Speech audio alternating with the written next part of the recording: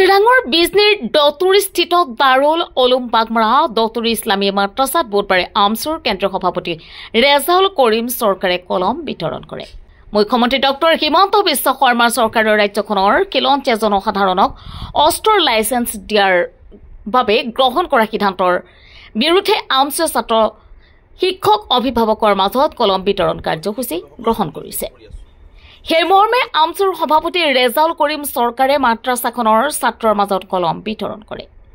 এই কাৰ্যসূচীত আমছুৰ কেন্দ্ৰীয় সহকাৰী সম্পাদক ৰছুল খান, বিজনী জিলা আমছুৰ সভাপতি জাহেদ আলী, সাধাৰণ সম্পাদক আল্লাল উদ্দিন সহ নেতৃবৃন্দ উপস্থিত থাকে। নিউজ 6 ৰিপৰ্ট, বি টাইম এনি। চাওক, মই প্ৰথমৰ পৰাই অস্ত্ৰক বিশ্বাসী নহয়। আমছুৱে বা বিশেষকৈ অসমৰ সংখ্যালঘু সমাজ অস্ত্ৰক বিশ্বাসী নহয়, কাৰণ অস্ত্ৰই এটাই কেতিয়াও সুস্থিৰ পৰিৱেশ, সুস্থিৰ সমাজ সৃষ্টি কৰিব নোৱাৰে। যিবিলাক দেশত আপুনি বিশ্বৰ বিভিন্ন দেশত চাওক, যাৰ হাততে অস্ত্ৰ আছিল সেই দেশবিলাকে আজি ধ্বংসৰ গৃহত গৈছে। যি জাতিৰ হাতত অস্ত্ৰ থাকে সেই জাতিয়ে বিভিন্ন সময়ত বিভিন্ন সমস্যাৰ সন্মুখীন হৈছে। গতিকে মই ভাবোঁ যে মানুহৰ হৈ কাম কৰিবৰ কাৰণে, সমাজৰ হৈ কাম কৰিবৰ কাৰণে অস্ত্ৰৰ প্ৰয়োজন নাই। আৰু মই মুখ্যমন্ত্ৰী এইটো কথা কোৱাৰ উদ্দেশ্যটো হ'ল, মুখ্যমন্ত্ৰী ডাঙৰীয়া গৃহ বিভাগ সম্পূৰ্ণ বিফল হৈছে। মুখ্যমন্ত্ৰী নিজে অসমৰ ৰাইজক নিৰাপত্তা দিব নোৱাৰি হাতত অস্ত্ৰ তুলি দি নিজৰ মাজতে হাই কাজিয়া সৃষ্টি কৰাৰ এটা মানে পৰিৱেশহে তৈয়াৰ কৰিব বিচাৰিছে বুলি মোৰ অনুভৱ হয়। গতিকে আমি অস্ত্ৰক বিশ্বাসী নহয়। এই অস্ত্ৰই অসমৰ সমাজ জীৱনক ক্ষতি কৰিব। অসমৰ সমাজ জীৱনৰ কাৰণে এইটো ভাল লক্ষণ নহয়, কাৰণ আমি বিচাৰিছোঁ চৰকাৰে আমাক নিৰাপত্তা দিব আৰু আমি সকলোৱে মিলিজুলি সমিলমিলেৰে অসমখন আমি আগুৱাই লৈ যাম। এই নীতিৰে আমি চলিব লাগিব।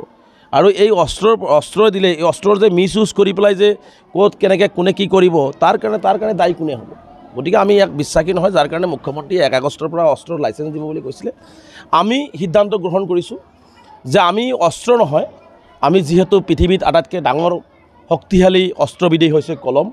আমি বিশেষকৈ সংখ্যালঘু অঞ্চলবিলাকৰ অভিভাৱক, শিক্ষক, ছাত্ৰ ছাত্ৰী, মাদ্ৰাছাৰ ছাত্ৰ ছাত্ৰী, মহিলাসকলক আমি ঘৰে ঘৰে গৈ হ'লেও, স্কুলত মাদ্ৰাছাত গৈ হ'লেও আমি কলম বিতৰণ কৰি আছোঁ। আৰু আমি তেওঁলোকক উৎসাহিত কৰিব বিচাৰিছোঁ যে আমি জীয়াই থাকিবৰ কাৰণে, অসমখনত সমন্বয় সৃষ্টি কৰিবৰ কাৰণে, ভাতৃত্ববোধ সৃষ্টি কৰিবৰ কাৰণে আজান পীৰ চাহাব, শংকৰদেৱ গুৰুজনা, মাধৱদেৱ গুৰুজনা, তেওঁলোকে যি বৰ অসম দেখিছিলে, সেই বৰ অসমখনক যাতে কোনো থানমান কৰিব নোৱাৰে, গতিকে আমি সেই পৰিৱেশ এটা ঘূৰাই আনিবৰ কাৰণে শংকৰদেৱ গুৰুজনাই যিটো মানে সপোন দেখিছিলে, সেই সপোন যাতে বাস্তৱায়িত কৰিব পাৰোঁ, তাৰ কাৰণে আমি এটা সমন্বয়েৰে কলমৰ জৰিয়তে আমি এটা সমন্বয় সৃষ্টি কৰিব বিচাৰিছোঁ।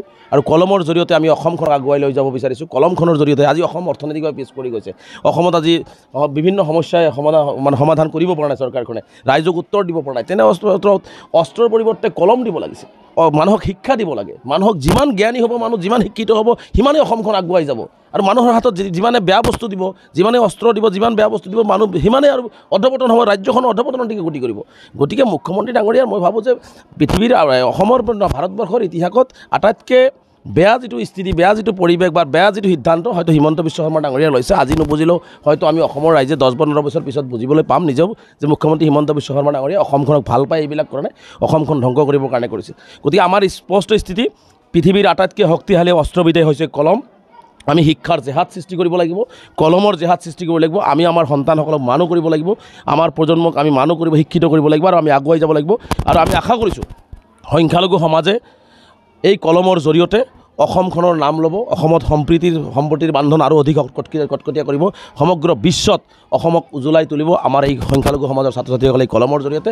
আমি আশাবাদী হৈ এই কামবিলাক আমি কৰি আছোঁ। ৰাইজক শিক্ষাৰ ক্ষেত্ৰত আমি সজাগ কৰিব বিচাৰিছোঁ। মই প্ৰয়োজনত অভিভাৱকসকলক এটা আহ্বান জনাইছোঁ, গাৰ তেজ যদি বিক্ৰী কৰিবলগীয়া হয়, যদি নিজৰ এটা কিডনিও বিক্ৰী কৰিবলগীয়া হয়, আমি সন্তানক মানুহ হ'বৰ কাৰণে হাতত কলম আৰু স্কুল বেগ, কিতাপ আদি তুলি দিবৰ কাৰণে মই অভিভাৱকসকলক আহ্বান জনাইছোঁ। আৰু এটা কথা স্পষ্ট, আজি আমি মাদ্ৰাছাত দিছোঁ, আমাৰ আশা কৰিছোঁ যে মাদ্ৰাছাৰ ছাত্ৰই যাতে কলমৰ জৰিয়তে শিক্ষিত হৈ এক হাতত লেপটপ, এক হাতত কোৰাণ লৈ যাতে সমগ্ৰ বিশ্বক অসমৰ মাজত অসমখনক আগুৱাই লৈ যোৱাৰ কাৰণে তেওঁলোকে চিনাকি দিব পাৰে, তাৰ কাৰণে ব্যৱস্থাও আমাৰ মাদ্ৰাছাৰ ছাত্ৰ ছাত্ৰীসকলে কৰিব পাৰিব বুলি আমি আশা কৰিছোঁ।